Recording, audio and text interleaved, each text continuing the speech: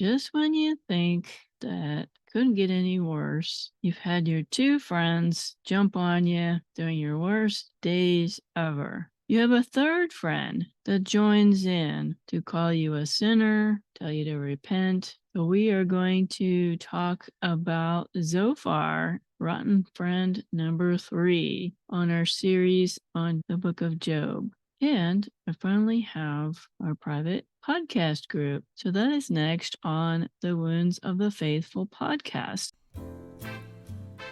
Welcome to the Wounds of the Faithful podcast, brought to you by DSW Ministries. Your host is singer, songwriter, speaker, and domestic violence advocate Diana Winkler.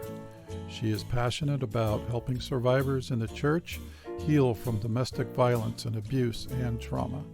This podcast is not a substitute for professional counseling or qualified medical help. Now, here is Diana.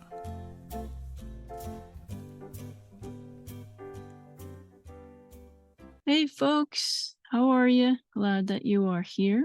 I'm going to start this episode with the news that I finally got the private Facebook group up and running. So now you can search for it to join. It's called the Wounds of the Faithful podcast private Facebook group. Thanks to Mark for being the first one to join in. So I have several posts on there to start off with. I will continue to add posts on a regular basis. And what am I going to put on there? Well, some clips of the podcast itself, different episodes, some topics of conversation. I might do a book recommendation. I may put some music on there, my own music. And we're just getting started. So it's going to take a while to get people to sign up and get the conversations going. So I really am looking forward to getting to know everybody, the listeners on the show, and probably goes without saying, since I mentioned it was a private group,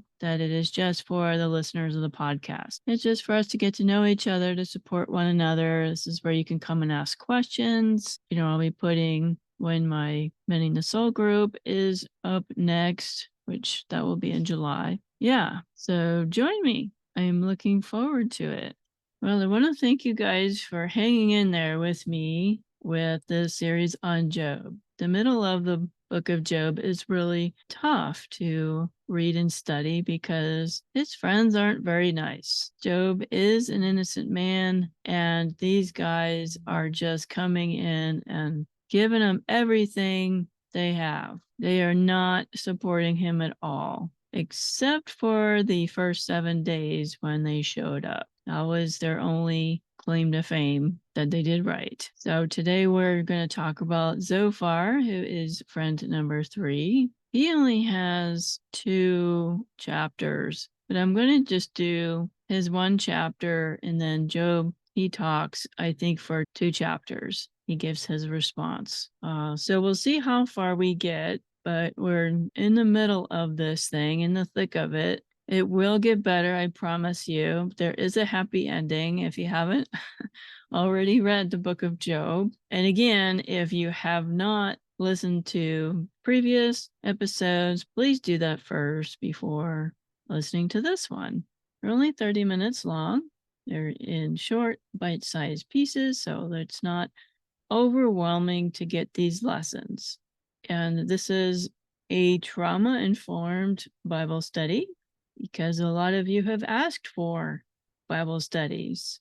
You want some of the meat. You just don't want to hear about being a mother or a parent or, how to raise kids. You want the meat of the word. So that's what I'm attempting to give to you, doing my best.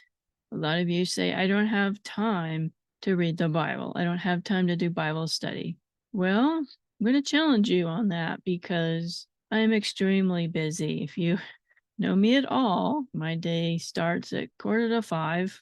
I have a 10-hour work day outside the home. I have the garden. That's another job. I do the podcast. I take care of a sick husband. And I'm recovering from surgery. So I'm still on the ends of that. And it's the holiday season. So yeah, which it makes it more busy than usual. And I find time to study the Bible. It is important. Just start with something small. I'm giving you a catalyst for studying the Bible. Hopefully this makes you more interested, that you go in there and look for yourself to see what it says. What I'm saying is you can read the Bible. You can start small by reading for 10 minutes, 15 minutes. I predominantly do my Bible reading and my praying at breakfast. You know why? Because it's quiet. It's very, very early in the morning, but it's quiet. Maybe your mornings aren't quiet. Maybe the kids' nap time is quiet for you. Maybe at night before you go to bed is quiet. Find a time that's quiet. You don't have to do an hour of reading or Bible study. Just do little bites, the one I'm doing now. Find something in there that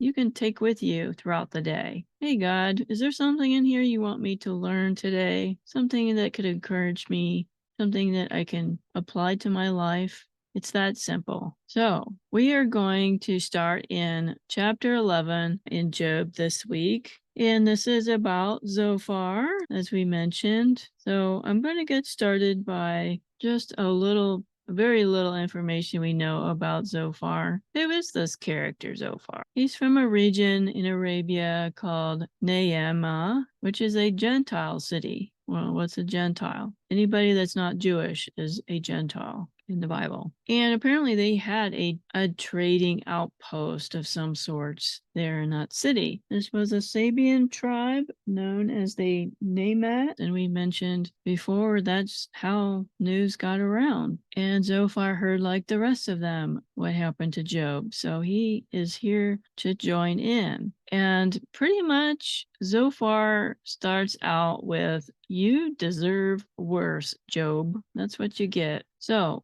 let's read chapter 11, verses 1 through 6. Then Zophar the Naamathite answered and said, "Should not the multitude of words be answered? And should a man full of talk be vindicated? Should your empty talk make men hold their peace? And when you mock, should no one rebuke you? For you have said, 'My doctrine is pure, and I am clean in your eyes.' But oh, that God would speak and open his lips against you, that he would show you the secrets of wisdom, for they would double your prudence. Know therefore that God exacts from you less than your iniquity deserves."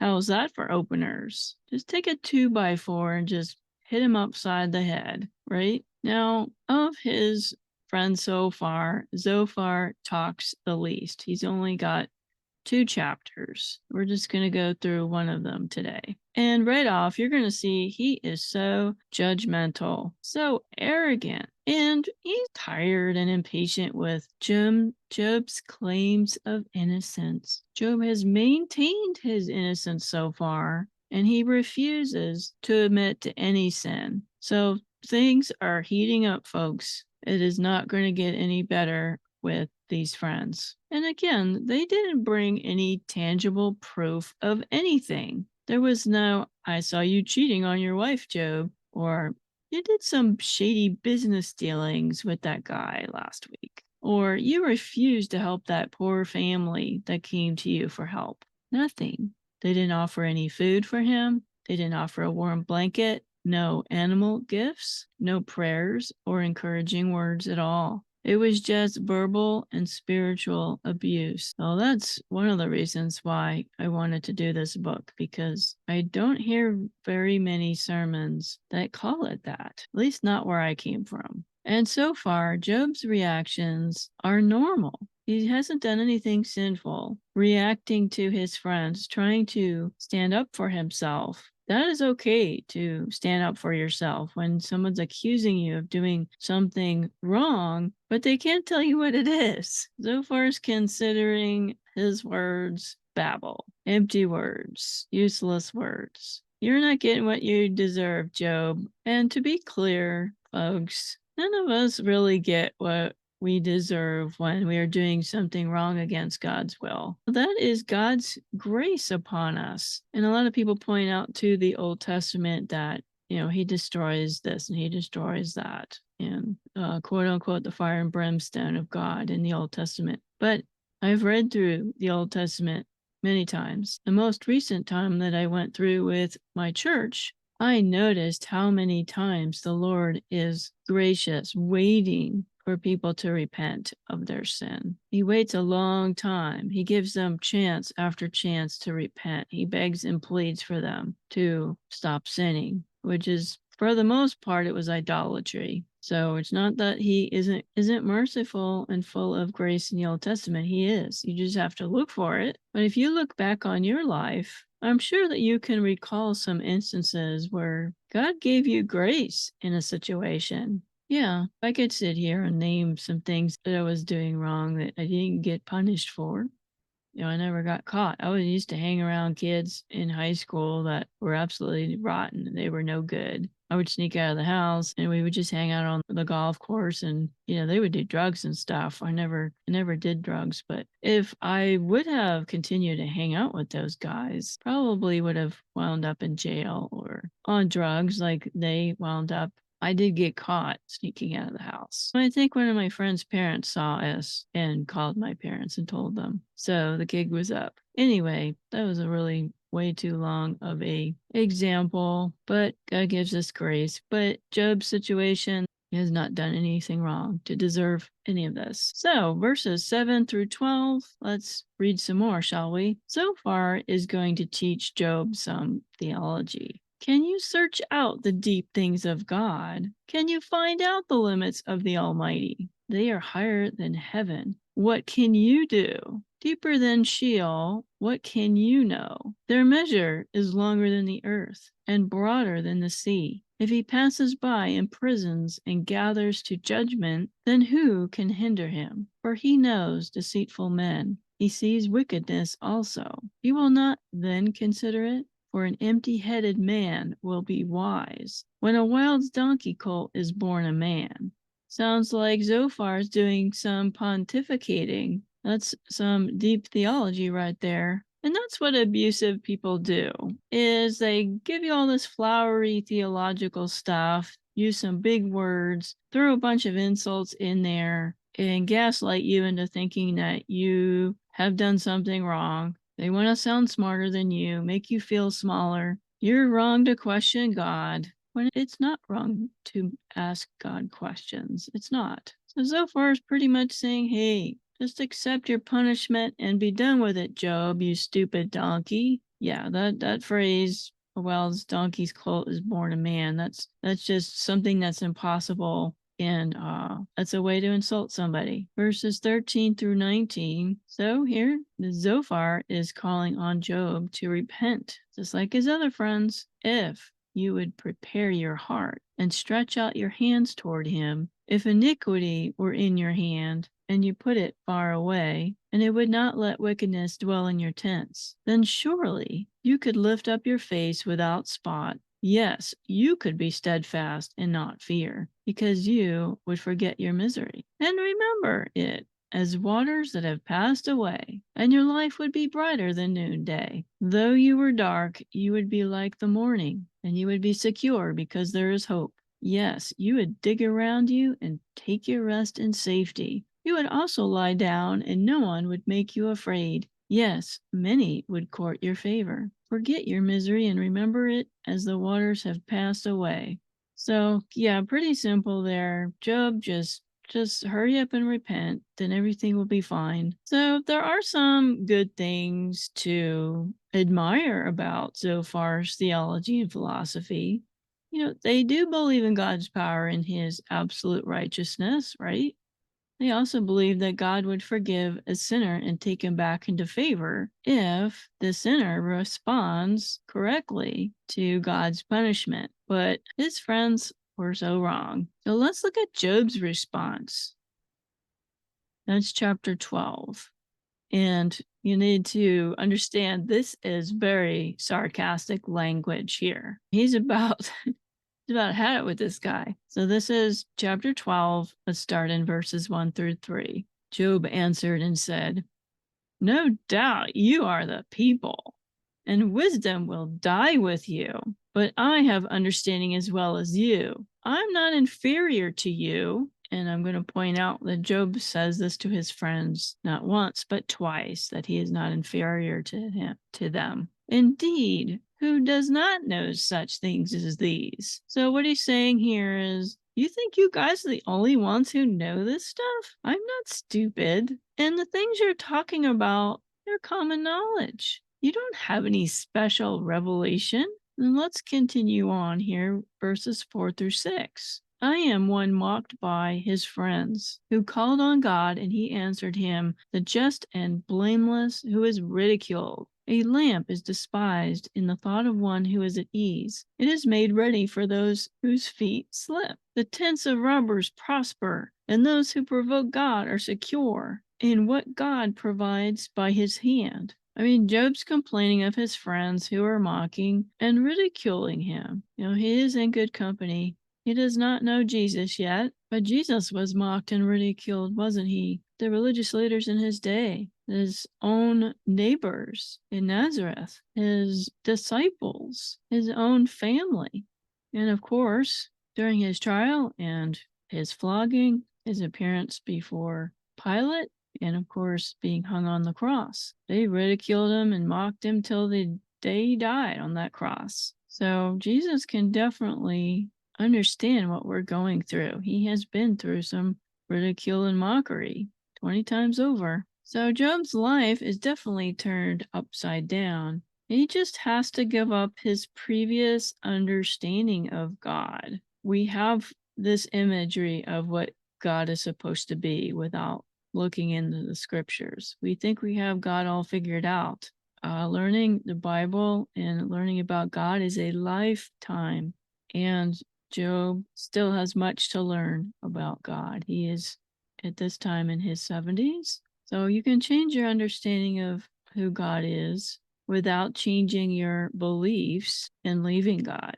I have changed my personal theology since leaving my abuser and the abusive churches that I was a part of. Now, my basic theology has not changed, which would probably constitute believe in God and Jesus is the Son of God. He died on the cross for my sins. I believe that I'm a sinner saved by grace. When we die, we spend eternity with him. Believe in the virgin birth, and Jesus rose again from the grave. He's coming back again to set everything right, and we will reign with him. The Apostles' Creed, that's pretty much the basics of the Christian faith. None of that has changed, but maybe some of the not black and white things I have changed, which were all legalistic stuff. About women don't wear pants. That's definitely changed. The kind of music I listen to. Anyway,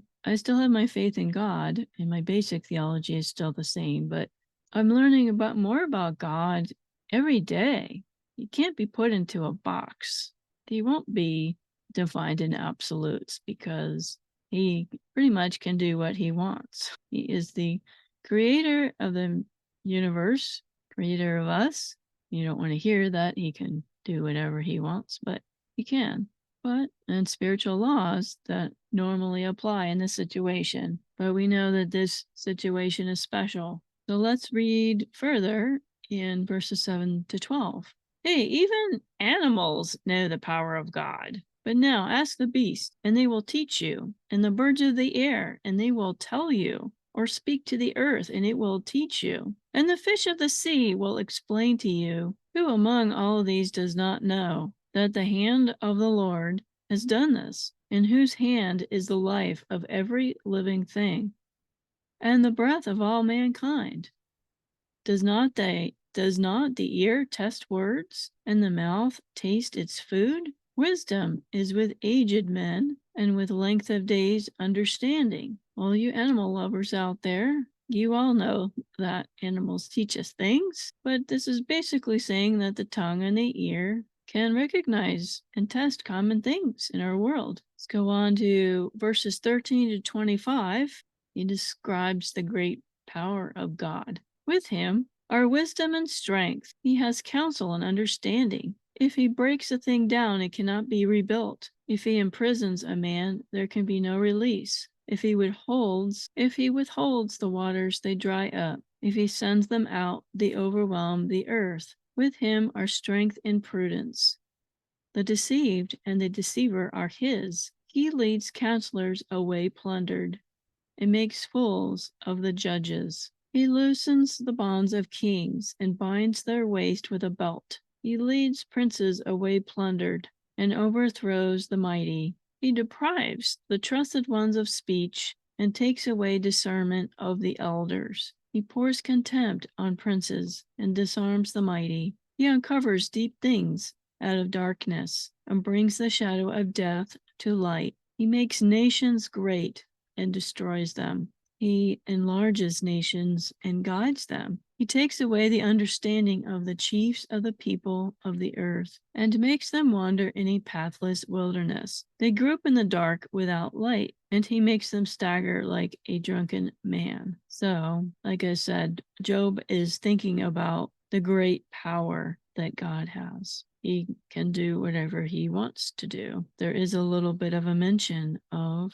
the great flood of Noah, and you're like, how does that work? Well, Noah's flood was before the time of Job. He withholds the waters and they dry up. If he sends them out, they overwhelm the earth. That has happened already. The great waters did overwhelm the earth before Job was born. So, we're not going to go into that. But Zophar criticizes Job for not knowing God and likened him to a empty-headed man. But Job is showing that he did know God was great in wisdom and in strength. Hey, I know who God is. I know how great he is, you guys. No power, skill, or cunning of man can annihilate even the smallest particle of matter. Everything that we have is dependent upon God. So God has the ability to take away things from great men. I think that the reason why his friends are so hard on him is because they were probably in the same stature as far as financials go. They probably were wealthy on their own, and they have been around a long time. So they were probably thinking, well, if Job was punished, if Job lost everything, God took all the stuff away from him, then I'm in danger of losing this stuff. But we actually see that Job is probably describing himself. He's groping around, staggering like a drunken man at this point because he has nothing. He is hopeless. He's frustrated. He has no idea what's going on. And then Job just let him have it here. We're in chapter 13 now. We're going to do verses 1 through 12. Behold, my eye has seen all this. My ear has heard and understood it. What you know, I also know. I am not inferior to you. So there he goes. He says that again for the second time. But I would speak to the Almighty. So here, Job developed a theme that would end with a demand that God make sense of his suffering. But when his friends chimed in, it made things much worse. So we continue here. And I desired to reason with God, but you forgers of lies, you are all worthless physicians. You may have heard this before, but you can heal people with your words, folks, or you can make them sick. Job doesn't know the book of James in the New Testament, but James talks about taming your tongue. It can do a lot of damage when not bridled. They use the word bridled like a horse. You need to have control over what you say because you can hurt somebody very badly. That's why Job calls them worthless physicians. So he continues, oh, that you would be silent now, and it would be your wisdom. Now hear my reasoning, and heed the pleadings of my lips. Will you speak wickedly for God, and talk deceitfully for him? Will you show partiality for him? Will you contend for God? Will it be well when he searches you out? Or can you mock him as one mocks a man? He will surely rebuke you if you secretly show partiality. Will not his excellence make you afraid, and the dread of him fall upon you? Your platitudes are proverbs of ashes. Your defenses are like clay. Your defenses are defenses of clay. So Job is kind of standing up for God and pushing them. Are you representing God? You had better be honest, because God would judge you for deceit. But Job keeps his confidence in God and his own integrity. Let's read verses 13 through 19. Hold your peace with me and let me speak. It sounds like they were interrupting him here for sure. Now let me come on me what may. Why do I take my flesh in my teeth and put my life in my hands? Though he slay me, yet I will trust in him. I wanted to mention that there's a song with these very words, and I always thought it was strange that people would think that would be a good verse for a song. It goes, though he slay me, yet I will trust in him. And I thought that was odd. And this is poetical language again. I mean, he's already at the bottom here, folks. He is definitely at the bottom. But he's basically saying, no matter what happens, I'm going to trust in him.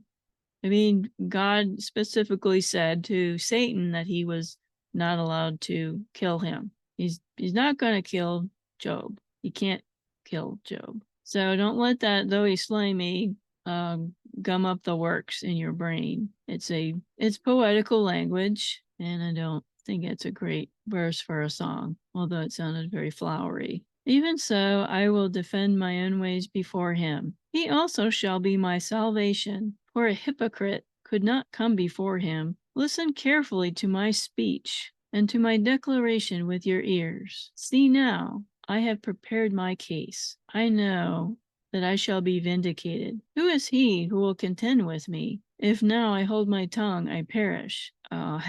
He's ready to go to court with God. He wants to go before God and plead his case, albeit he understands that probably would be fruitless, but he is holding on to his innocence. I haven't done anything wrong. There are several reasons why hard times help us. When we go through hard times, it really shows us that we are his sons and daughters, because God only chastens his children. Real faith is created in God. You want your faith to get bigger? Go through unemployment. Go through the death of a child. Go through a disease. It's where your faith is going to get stronger. It affirms our faith. And it also allows us, a child of God, to prove that he's not just a mercenary professor of faith. You're not fake. You're not just going through the motions. This is actually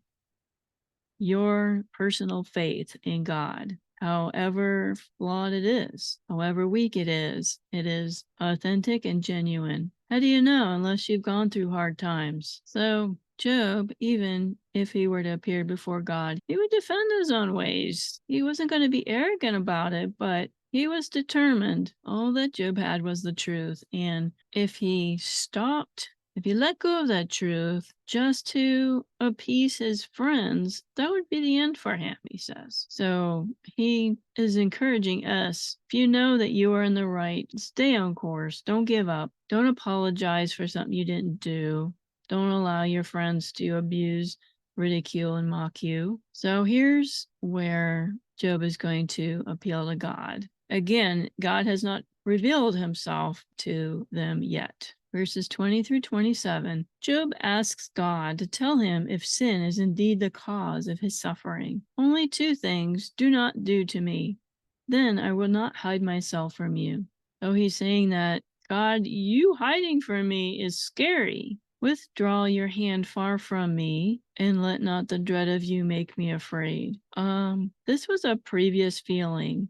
That was just a feeling. Remember back when he said that he wanted to die and just to leave him alone? A lot of times our emotions, they're like a roller coaster ride, aren't they? He's, changing his speech to say, I don't want you to make me afraid. I don't want you to withdraw from me. He wanted to restore communication with God. So we talked about the fear of the Lord. The wrong kind of fear is that we're afraid that God's going to hurt us. The right kind of a fear is that afraid that we will hurt God and will disappoint him. So Job is saying this very sincere prayer, asking God to show him his iniquities, his sins. Here we go. Then call and I will answer, or let me speak. Then you respond to me. How many are my iniquities and sins? Make me know my transgression and my sin. He will allow. So Job is allowing for the possibility that he is wrong, which that's great advice. He goes on to say, why do you hide your face and regard me as your enemy? This is agony for Job, to not be able to talk to God. He wanted so much to commune with him, to talk with God. Don't we all? We all want that. Do not withdraw your hand far from me. Zophar believes in the depravity of man, that man is pretty much worthless. And Job is at his wits' ends and pretty much coming to that agreement. Most people are familiar with depravity of man in Calvinism. That is one of the tenets of Calvinism theology. You can look that up because I'm not going to explain it right now. You can easily Google that, but it pretty much means that you're so far into the pit that you can't possibly help yourself out. That God has to pull you out and help you, or you will remain in that pit. So you're thinking, how can Job take much more of this? So I'm going to stop here because we're out of time. I did not get to chapter 14, but I might just summarize it next week. There are a lot of chapters in here. And I thought before that Elihu was one of Job's friends, friend number 4. But during studying this book, I realized that this kid has been eavesdropping in on the conversation and has decided to jump in and give his 2 cents, which are pretty worthless. So that's what I'm planning on doing. And he talks for 5 chapters. Oh boy. So I've got a lot of work to do for next week. I do want to get to the end. So next week it will be a summary of all the rebuttals and then a summary of what Elihu says. And then after that will be it will be God responding to Job out of the whirlwind. So hang on. The end is coming. So thanks for being here with me this week. Get there in the word yourself. Don't be afraid. So we will see you next week. And again, a reminder to join the Facebook group, please. God bless you, and we'll see you next week. Bye for now. Thank you for listening to the Wounds of the Faithful podcast. If this episode has been helpful to you, please hit the subscribe button and tell a friend. You can connect with us at dswministries.org, where you'll find our blog along with our Facebook, Twitter, and our YouTube channel links. Hope to see you next week.